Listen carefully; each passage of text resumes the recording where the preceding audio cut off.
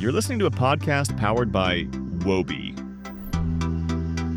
Hello and welcome to the WOBI Podcast, where we uncover ideas, stories, and strategies that inspire leaders and empower companies to evolve, thrive, and make a lasting positive impact. My name is Sophia, and I'll be your host for this episode. Today, we're diving into the success story of Tesla, a company that's become a living example of innovation in motion. And to help us unpack how they got there, we'll be hearing from someone who was right at the heart of it. It's former President Jon McNeill. Let's kick things off with a question I'm sure you've asked yourself at some point. We've all seen companies chasing the next big breakthrough, always surprising customers, always redefining their industries with bold ideas, new products, and unexpected approaches. And we've all had that moment of, how did they even come up with this? I have no doubt a few names are already popping into your head, and I bet Tesla's probably on your list.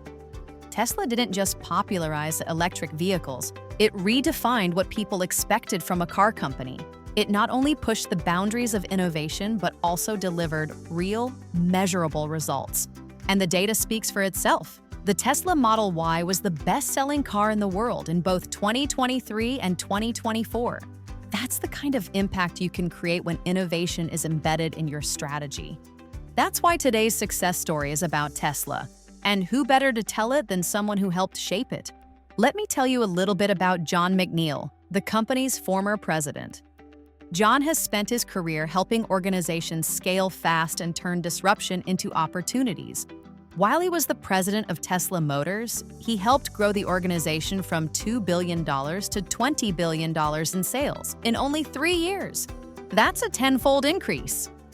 After his time at Tesla, he became Chief Operating Officer at Lyft, a ride-hailing and transportation service platform, where he helped the organization prepare to go public while growing revenue from $800 million to $2 billion. Today, Jon is the managing director of DVX Ventures, a growth stage venture platform, and he also sits on the boards of General Motors, Lululemon, and Stash Financial. That's a pretty impressive resume if you ask me. When it comes to disrupting industries and driving innovation, Jon definitely has a lot to say. He argues that every business, not just Silicon Valley startups or tech giants, can embed innovation into its DNA. But how? The secret sauce is a formula called innovation by subtraction, Tesla's very own framework for scalable cross-industry innovation. You know what? I'll let Jon take it from here. So this is the formula. If you want to innovate, you start with this basic principle of simplification and stretch that to question and deleting everything possible. Then simplify and optimize manually. Finally, automate it for scale. But put a foundation of the 3 secret ingredients together. Look at your product or your service through your customer's eyes, not yours. Inject weekly urgency, and then create feedback loops so you can really see what's going on. This is innovation by subtraction. The most rapid killer, the most effective vaccine against innovation is the word no. And I found early in my career, when somebody would come with an idea, my first reaction is, tell them why this won't work.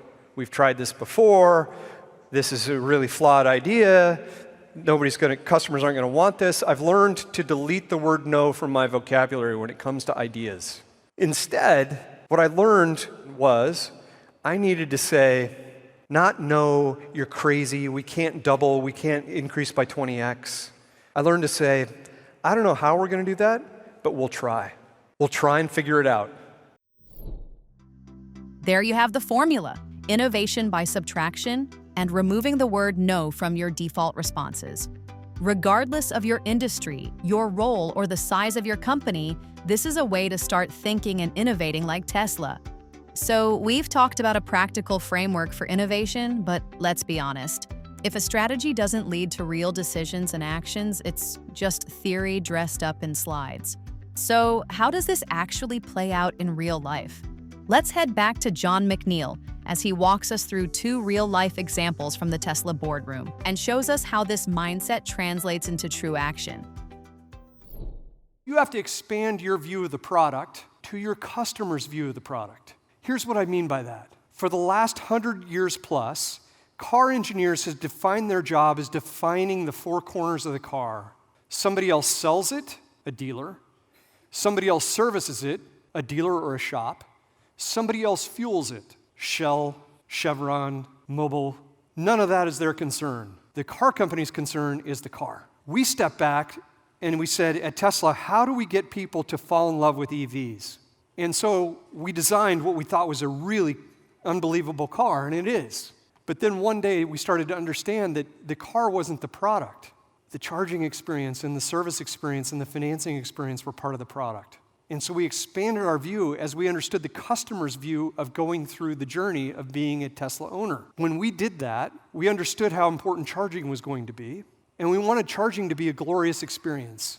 Not only could you charge faster, but we wanted to make it seamless. In product design terms, this is frictionless. You plug the car in, and at a normal petrol station, you take the pump, you put it in the gas tank, you wave a credit card, and you can begin fueling. We said, let's skip those steps. How about we just plug the car in, and the car automatically does a handshake with the charger, and the payment mechanism is in the car. It's in the infotainment system. It's in the dashboard. Customer doesn't have to do anything. Then the infotainment people said, oh, we could have fun with this. They're going to be there for 20 minutes. So why don't we turn that screen, that magical, beautiful screen in the Tesla, into an entertainment center? They can play video games, they can watch movies, they can have fun. And all of a sudden, you got a car experience that's way different because we've expanded our view, not just of the product, but of the customer's view of the product. Today, as you know, there are tens of thousands of these superchargers around the world. They're available, they're seamless, they work every time. You can't say that for the other charging networks. This is an advantage.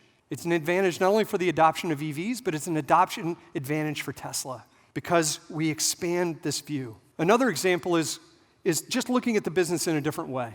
And so one of the things that frustrated me about coming into the car business, which I didn't know before I came into, I wasn't an automotive manufacturing person. I was a software person. And one of the magical business models in software is subscriptions, because subscriptions give you recurring revenue, and recurring revenue gives you predictable cash. And predictable cash is magic for a business. So one day, Elon and I were having a brainstorming session, and I said to him, we work really hard to sell a customer a car once every 4 to 5 years. And when we do that, we have this episodic sale, and we make $1,200. It's a really hard way to make a living. What if we could turn the car business into a recurring revenue business? He said, what do you mean by that? I said, well, we make $1,200 every time we sell the car every 4 or 5 years. How would you like to make $1,200 every year on that car? He said, obviously, I'd love it. It would change the economics of our business. How would you do that? I said, well, the customer pays $1,200 for their insurance. We know where that car is driven, how it's driven, the time of day it's driven, who's driving it. We've got superior underwriting information to price insurance. Why don't we start to embed insurance in the car? And we'll be able to, rather than make $1,200 once every 5 years, we'll make $1,200 every year. We expanded the view of the product to include the customer's experience with the product. One of the last and most frustrating things about buying a car is going to get insurance for that car. We just embedded it in the sales process. And now, several years later, last year, I think in the third or fourth quarter last year, Tesla said that a third of their cash flow of the entire company came from embedded insurance. Completely changes the financials of the business. So, have we sparked your next big idea? We hope so, because that's what this podcast is all about. Sparking ideas, inspiring leaders, and helping companies grow, adapt, and make a lasting positive impact.